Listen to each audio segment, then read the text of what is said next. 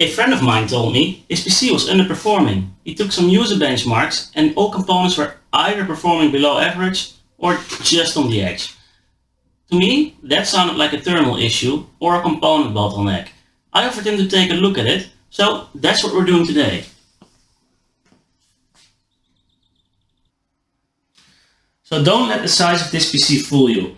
It is equipped with a Ryzen 3600 CPU, and as a GPU, it features a GTX 1660 Ti, which should be able to get between 100 and 110 FPS in Call of Duty Warzone in medium settings.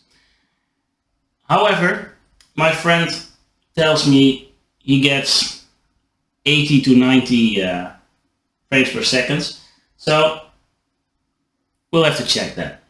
What is a real challenge with these small form factor cases is thermal control. So the first thing I think I want to do is move all these components as they are into a bigger case. And for that, we've chosen a Fractal Design Meshify tool, as this is one of the most popular cases at the moment. First, however, I want to do some benchmarkings on the PC as it is. Then I'll be moving all components, and then I'll benchmark again to see if just changing the case can actually improve performance. First I need to hook it up to a monitor, keyboard, mouse though. So let's do that. Oh, by the way, if you see a light reflecting in the window here, it is because we're working on a home automation series. So if you don't want to miss any of that, make sure you're subscribed to the channel and press that bell icon so you will get a notification whenever we upload something new.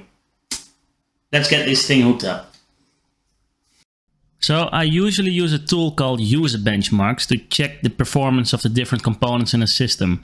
It's an easy and lightweight tool that is part of a great project to chart as many components as possible so you can compare them later.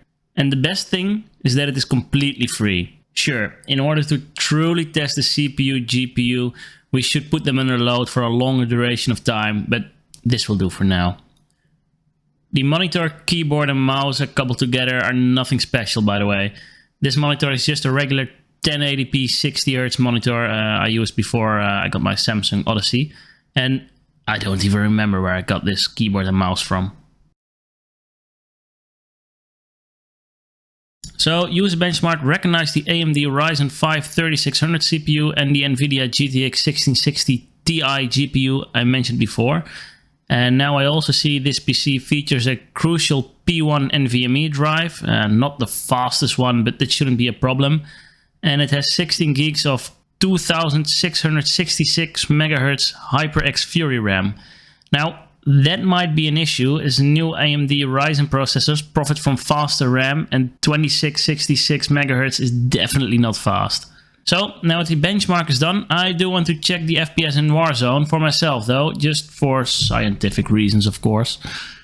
User benchmarks didn't find anything noteworthy. As far as I can tell, all components are performing as can be expected of them. So, then what is the problem? Well, according to some claims we find on the internet, this combination of CPU GPU should be able to get around 110 FPS in Call of Duty Warzone. However, as I'm playing this, I average out somewhere between 88 and 91 FPS, so we are missing about 18% frames. The temperature of the CPU is hitting 88 degrees Celsius, and while the limit of this CPU is 95 degrees, the CPU is probably reducing its core clock to prevent getting much hotter. I think I've seen enough. It is time we open this thing up and migrate all components to a new case.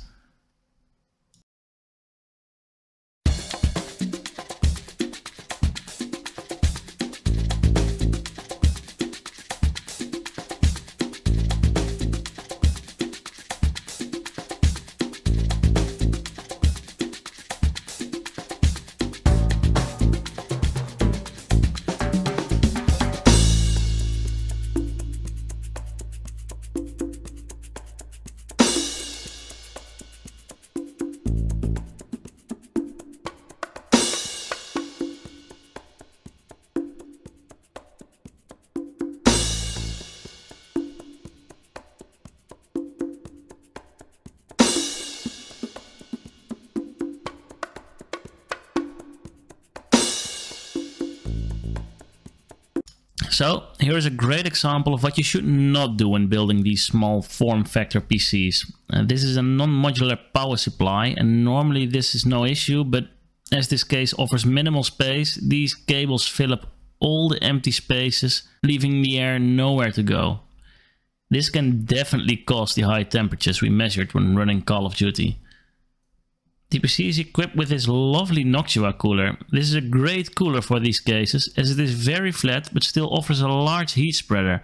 And, since the fan is underneath the sink, there's less risks of cables and such blocking the blades.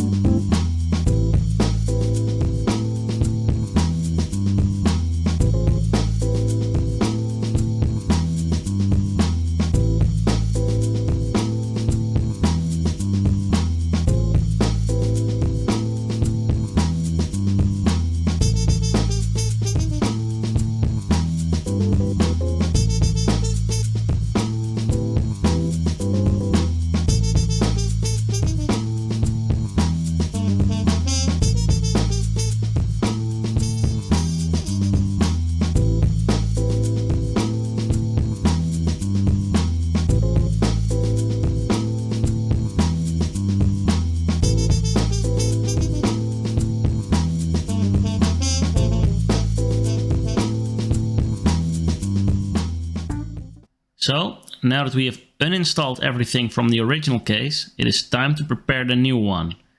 This here is the Meshify 2 by Fractal, an amazing modern case with tempered glass window and enough room for up to 7 fans. We might add some fancy fans and stuff in the future, but for now I want to add the components as they were to this case to see if just swapping cases improves the performance. Fortunately, I did not have to remove the CPU cooler from the motherboard, so we rule out the effect new thermal paste and such might have.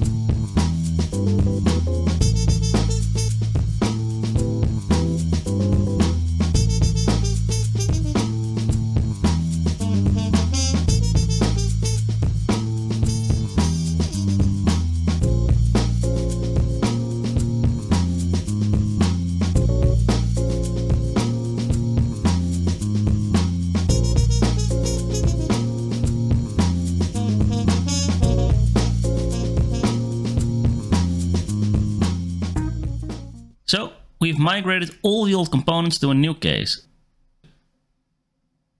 Let's see if it boots, and I haven't forgotten anything. All fans seem to be spinning. I think we're good. Now then, all that is left to do is run some benchmarks again and see if we've improved anything. This here is our fourth run of our benchmarks. The results of the previous runs were about the same as before the migration. The percentages user benchmarks returns are the scores of our current run compared to a baseline component. For the CPU test, an Intel i9-9900K is considered 100%. For GPUs, this is an RTX 2060 Super. Our SSD performs extremely high, but that is because it is pitted against an older Samsung 850 Pro SSD. Finally, our RAMs compared to some 3000 MHz RAM running in combination with a Skylake processor.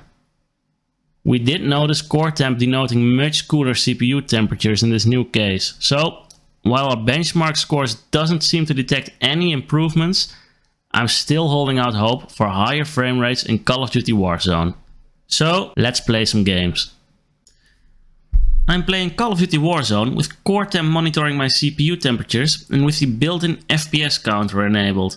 Now, before I tell you the scores, it must be noted that I am playing this with a couple of Nvidia filters on, which cost me some frames but make players in darker environments like buildings much easier to spot. So, the maximum CPU temperature on our Cooler Master Elite 110 was 88 degrees, a bit too hot for my taste. In this new case, it is 76 degrees, which is much better. So, do we see this in our frames per second? Yes, we do. Where we struggled to get 90 FPS in our previous case, we reached between 99 and 102 FPS in the Meshify 2, an increase of about 10%.